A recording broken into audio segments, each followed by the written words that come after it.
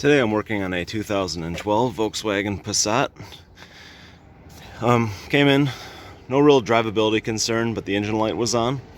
Car drove perfect. There was nothing that they noted as a problem. Their light just came on, and scanned it, and it's a here's the fault that's stored. It's the manifold barometric pressure sensor implausible signal. This has a 07K, a 2.5 liter 5-cylinder engine, and see this fault all the time. It's what it ends up being is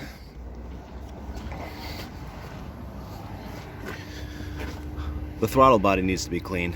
It's a pretty easy job. You just pull this air box, you can just unsnap this, pull this whole cover / air box up out of the way, squeeze these with some pliers, and just pull this boot off, and then clean the throttle plate the best you can. You can use a rag and some brake clean, or you can remove it if you want to do a really nice job. And what I would recommend is either disconnect your battery or unplug the throttle while you're servicing it. It's electronic throttle. There's always the chance it could snap shut when you're opening it and wiping inside there and cleaning it real well. It's just a safer thing to do. After you do that, you clear the fault and it's fixed. That's the only thing I've ever seen cause that fault.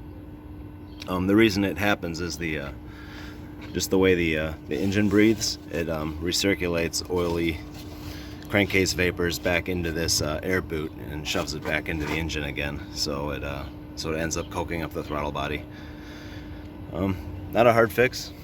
You don't need a map sensor or anything like that. I've seen tons of new map sensors put on these for this same fault.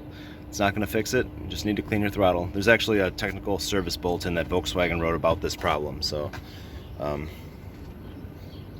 that's it. Thank you.